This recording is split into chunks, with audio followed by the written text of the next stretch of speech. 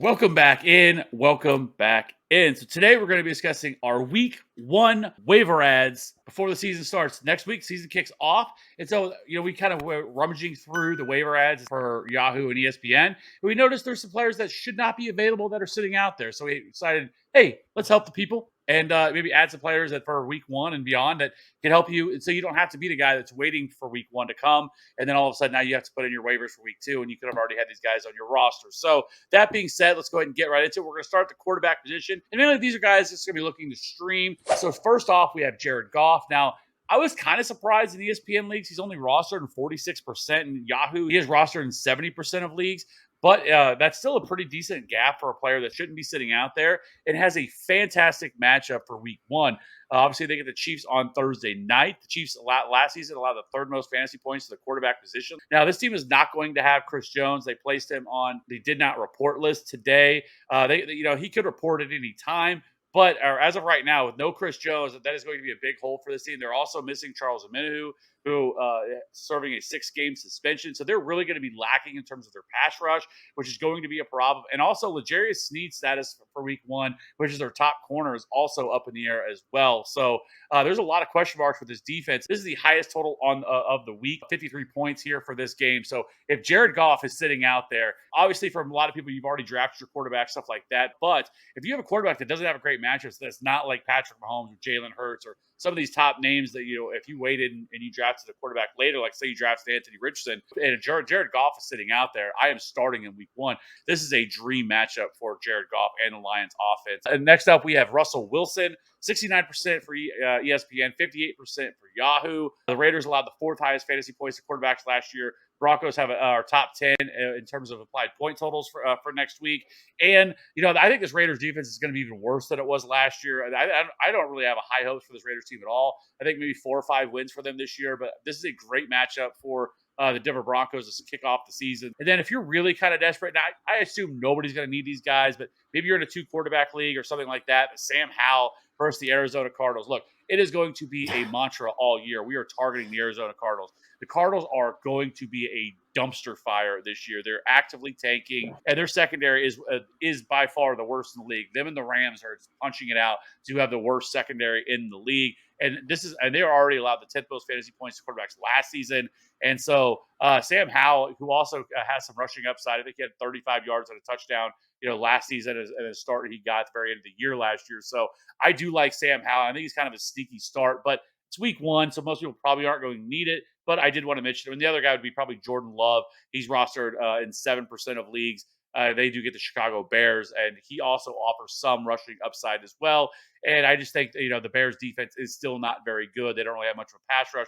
Their secondary is okay, but I just think Jordan Love would be the other guy. But again, most people aren't really going to be looking at Sam Howell and Jordan Love for week one. If you did, your draft probably didn't go very well. Yeah, absolutely. I have running backs up next. I kind of broke these guys up into 4 categories. The first one, just guys you should be adding. And for me, that's Kenny Gainwell. Surprised to see that he was only rostered in 22% of ESPN leagues. So for people who are in 12, 14 team leagues, he could still be sitting out there for you. So he's definitely someone I'd want to add. Talked about him a little bit earlier this week, just some of the concerns I have with DeAndre Swift. Rashad Penny obviously has a lengthy injury history as well. So Gainwell seems like he could be the guy, and, shouldn't surprise anyone if he has like a Miles Sanders-esque type season. So he's someone that I want to add.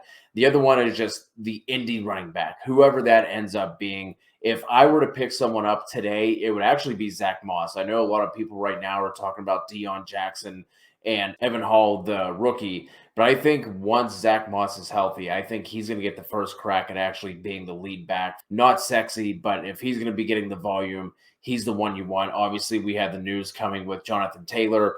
Did not get traded, did not get activated off the PUP list either. So he's going to be out for the first 4 games. So like I said, Zach Moss would be my first choice. Let everyone else fight over Hall and Jackson.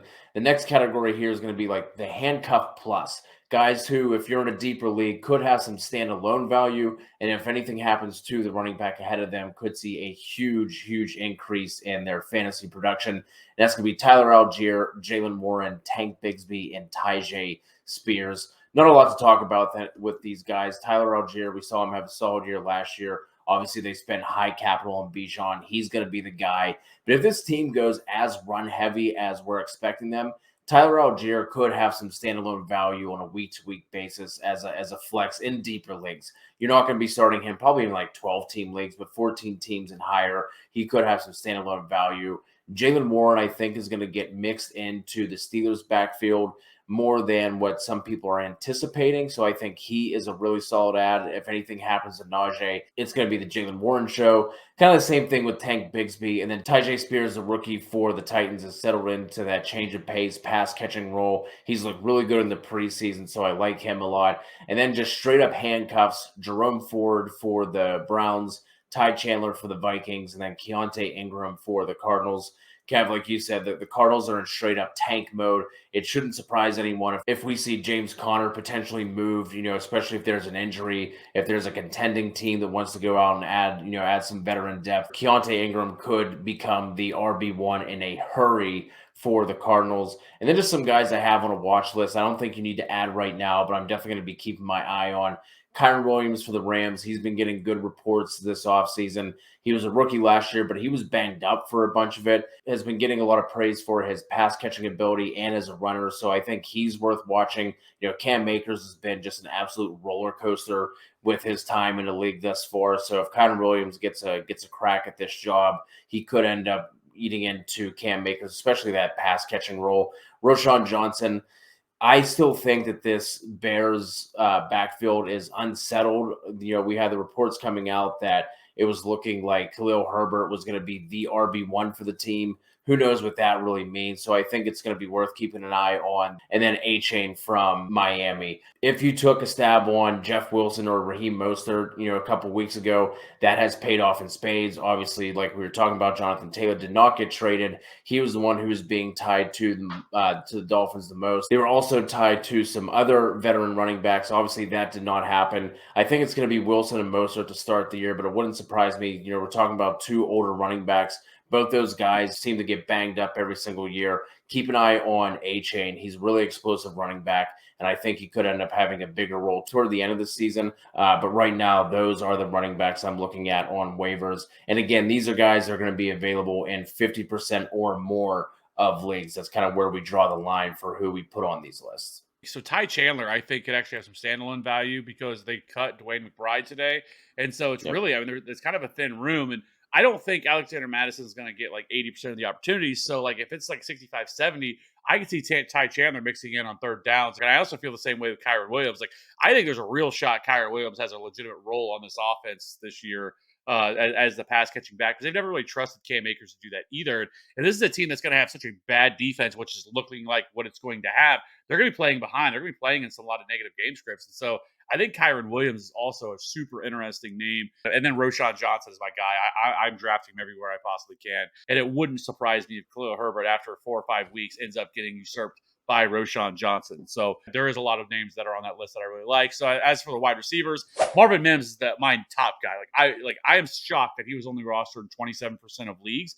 Like that number should not be the case. We have Jerry Jeudy, who is dealing with injuries. We don't even know if he's going to be ready week 1. Even if he is, he's still going to be locked in as the number 3 wide receiver. And so Marvin Mims could have an immediate impact on this team. Sean Payton absolutely loves this guy. He fits really well with Russell Wilson, what they want to do here. So I love Marvin Mims. Like I think that he has a legitimate ceiling where he could finish as like a top 36 wide receiver this year if things break right, depending on injuries and stuff like that. Like if this is going to be a continuing thing with Jerry Jeudy where he's really slowed down, like it wouldn't surprise me one bit if Marvin Mims, it really has a real big impact on this team. So Jaden Reed is the other guy that I've talked a ton about.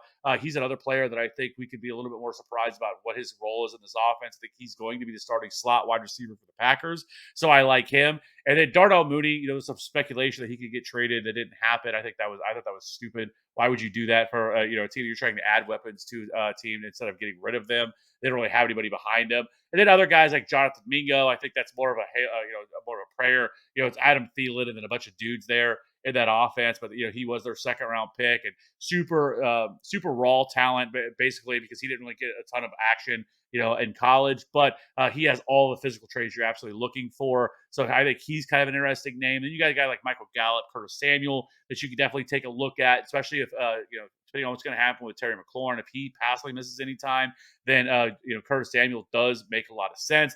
Justin Ross, I probably could have put him at 14 teams or more because I think it's going to be a slow burn for him. Like, I don't think he's somebody that's going to have an immediate impact week one. But with Kadarius Toney's status up in the air for week one, they are saying that he could possibly start to practice and stuff like that. But I think they're going to take it ultra conservative with him. I don't think he's going to play a lot down the stretch. So I wouldn't be surprised if Justin Ross does have an immediate role because he provides something different than what all the other wide receivers they have. They have a ton of slot wide receivers, where Justin Ross, 6'4", 210 pounds, he provides something different than all these other guys do. So I really like, just kind of stashing Justin Ross if you can, if you have the bench spots. Then other guys like Tank Dell, Puka Nakau are both guys that, kind of intriguing prospects who are on offenses that don't have a lot of players behind them that can easily find a path to targets very quickly. And then 14 teams or more, pretty much more deep targets. Jalen Hyatt, I think there could be some intrigue with him, but there's a ton of wide receivers in this offense for the Giants this year. And so I think it's going to be hard for him to have a significant role. Obviously, they spent, a decent draft capital on him this year. He profiles much more as a kind of a deep threat in terms of his speed. That's really what he brings to the table. And then Michael Wilson for the Cardinals.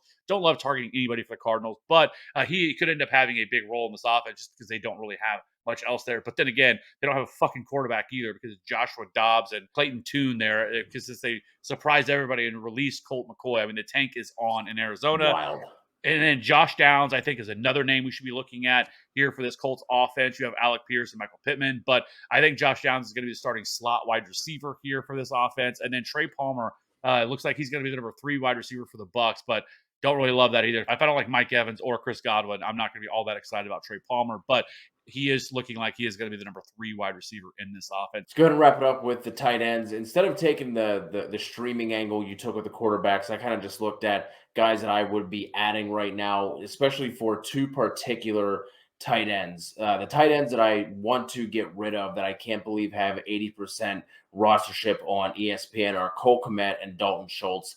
Really like Dalton Schultz with the Cowboys. Not so much in a situation right now with the Texans. You were talking about some of the receivers they have. I'd rather have them. I think they're going to lean heavily on that run game as well. And the guys that I want over them, no surprise to anyone who's been paying attention to the show the past week or who's in the Discord, Sam Laporta, Juwan Johnson. Both of those guys I think have much higher upside than Kmet or Schultz. With Laporta, he's going to be second in line on a team that's going to have, more play volume, more passing volume. It's one of the better offenses in the league. And then Juwan Johnson was quietly the tight end 9 last year in PPR scoring. If Michael Thomas were to go down, which wouldn't be a surprise to anybody, he could easily be the second target in this offense. It is a very, very thin depth chart for the pass catchers in that offense. I mean, after Olave and Michael Thomas, we're looking at Keith Kirkwood, who's still somehow hanging around, A.T. Perry, Rashid Shaheed. So it shouldn't come as a surprise if Juwan Johnson ends up being the number 2 there. We've heard good things about him and Carr and their rapport and how he's being featured in the offense during the offseason as well. So those are the 2 guys that I would be adding right now. 2 other guys you can just keep an eye on. Irv Smith, obviously now with the Bengals, one of the best offenses in the league, so we should be targeting that. We'll see what kind of role he can carve out for himself. And then Luke Musgrave for the Packers. I didn't throw him up here in the ads just because I think, we haven't really gotten a great sense of if there's someone that Jordan Love is locking in on. I feel like everyone in that offense has gotten hype at some point during this offseason. But Luke Musgrave is looking like the clear tight end 1. He's been running a ton of routes with Jordan Love. He's been getting a solid target share.